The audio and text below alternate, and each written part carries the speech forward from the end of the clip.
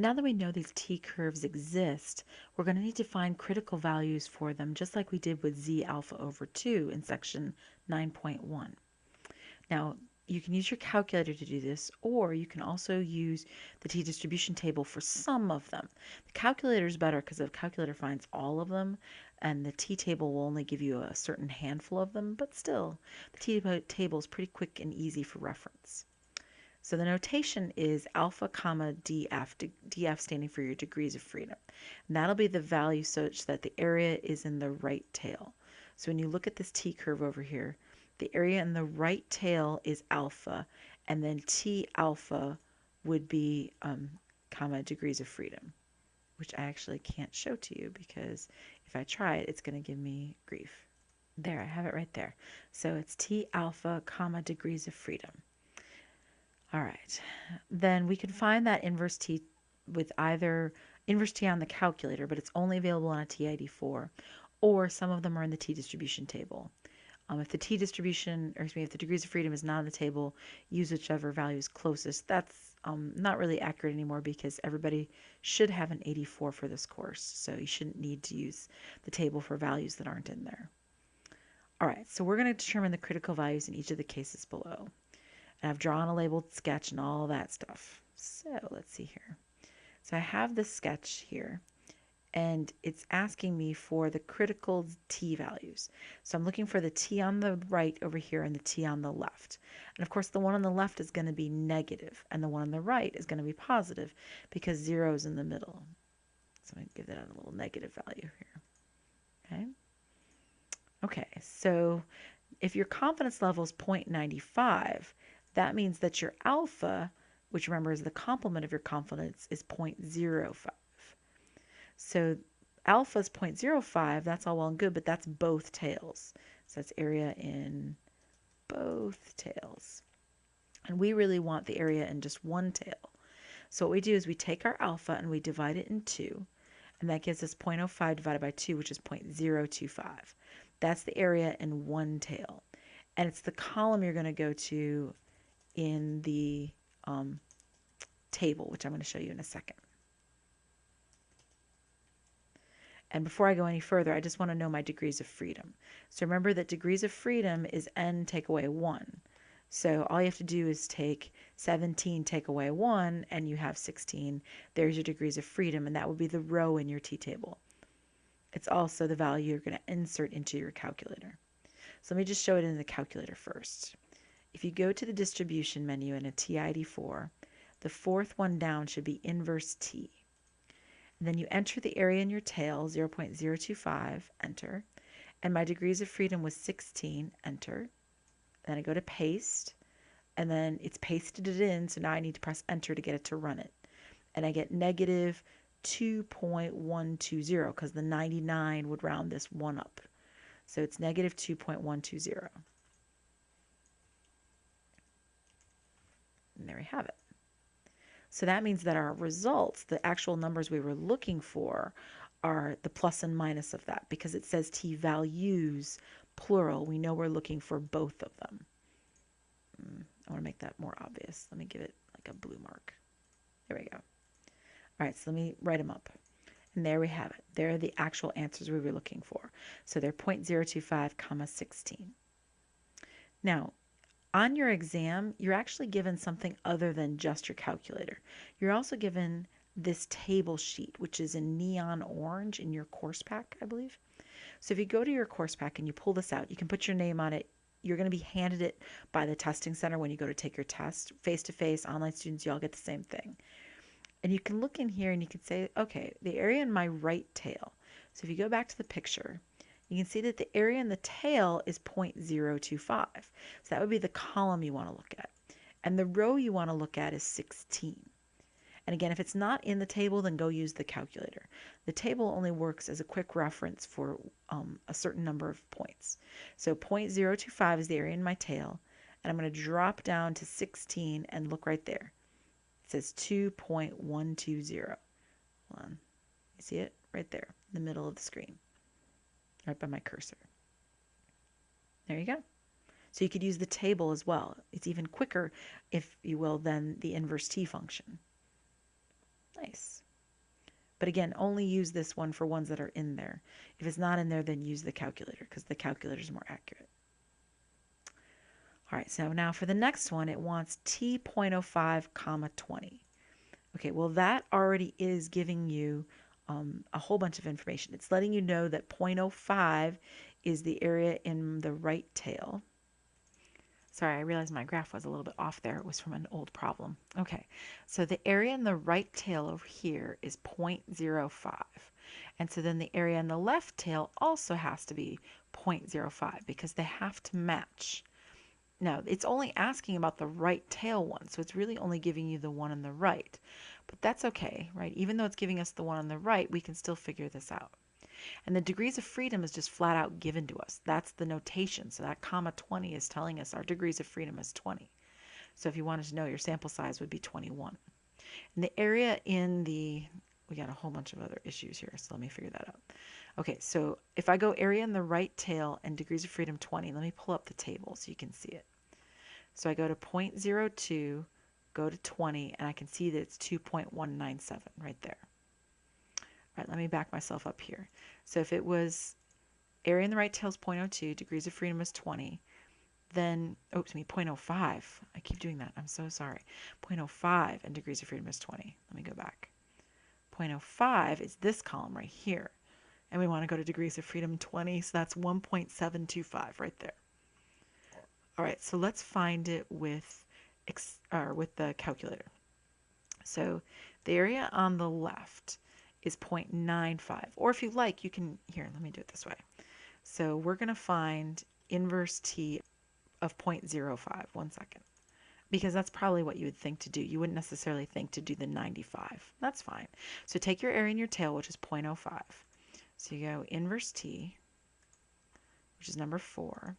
You'd say 0.05 and 20, because 20 is still your degrees of freedom. Paste and enter, and it gives you negative 1.725.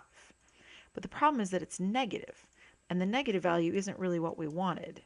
When they tell you this up at the top, what they're telling you is they want the one on the right, over here on the right-hand side.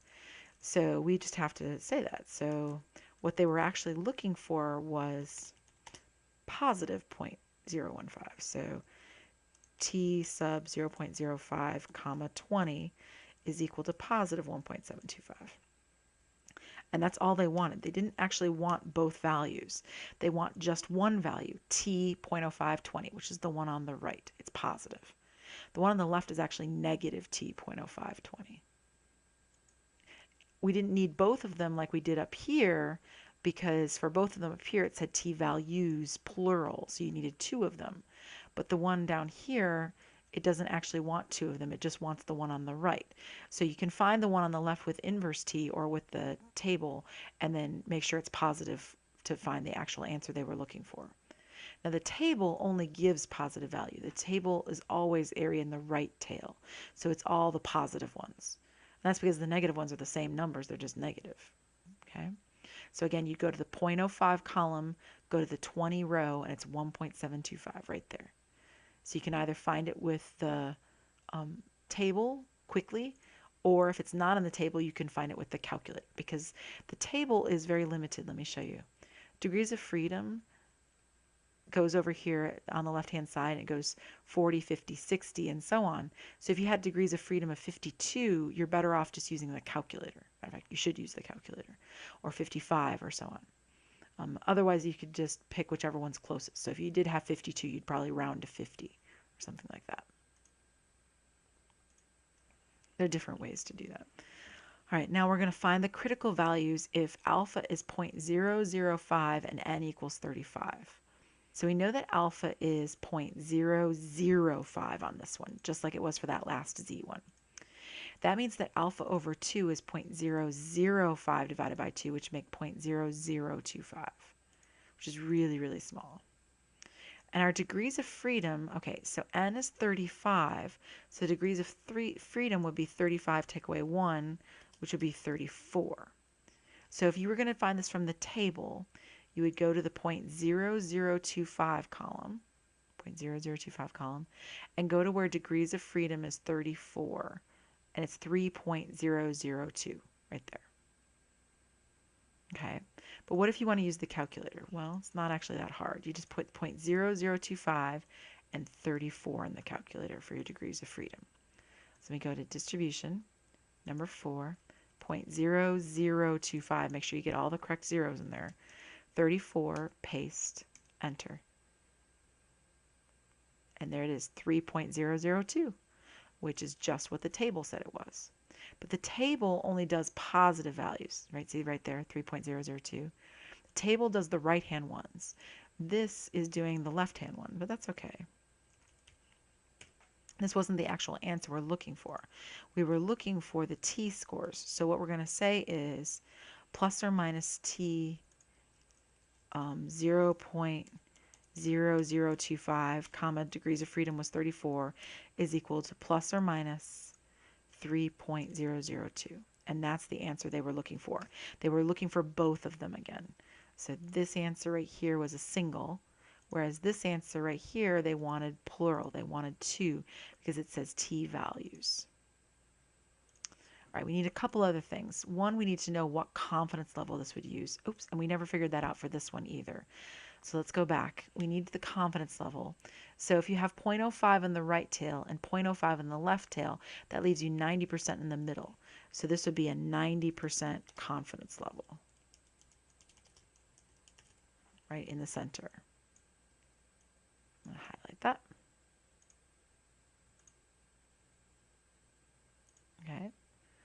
And we didn't need that for the top one because the top one actually gave the confidence level right off the bat. So we knew it was 95% on that one. Now letter C, it's telling us that alpha is 0.005. And if in case you missed it, they're really tiny. And that's because 0.005, or excuse me, 0.025 is really, really, really small.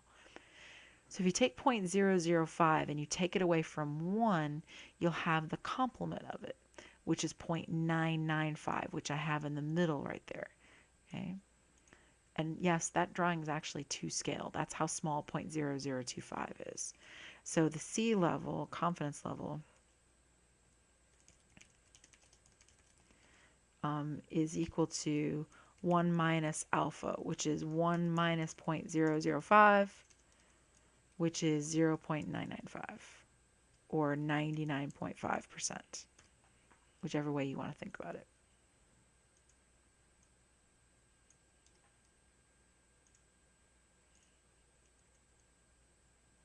So we have our critical values and we have our confidence level for each one of these. Oops. All right, one last thing, which is that I promised you there was a quicker way to come up with some z-scores. And let me flip back a few pages, back into section 9.1 where we first found the z-scores. Right here.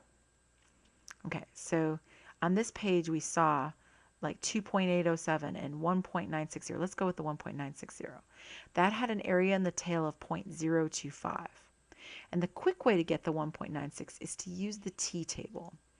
So if you look at the left-hand side of the t-table, it has degrees of freedom, 1, 2, 3, 4, and so on. And at the very, very, very bottom, when n is let go to infinity, you have z. So let's look. If you have 0.025 in your tail and you want a z-score, it's 1.960. It's right there. Let's look at the other ones. We had, for the second one, we said 0.05 was the area in the tail. So let me go to the table. I'm going to go to the 0.05 column, which is this column right here. I'm going to drop to the bottom of that column, and there it is, 1.645, which is the answer we said it was right here in yellow. And then 0.005 had an area in the tail of 0.0025. So if I grab the table, go to the 0.0025 column, and drop to the very bottom, I get 2.807, just like we said it was back here. So we've learned an important lesson, which is that the t-table, which will be given to you on the test, has quick references at the bottom for some z-scores, but you will definitely have to do one that is not in the t-table, that you'll have to do all this work and show inverse norm by hand yourself. All right, I'll see you back here for more tutorials.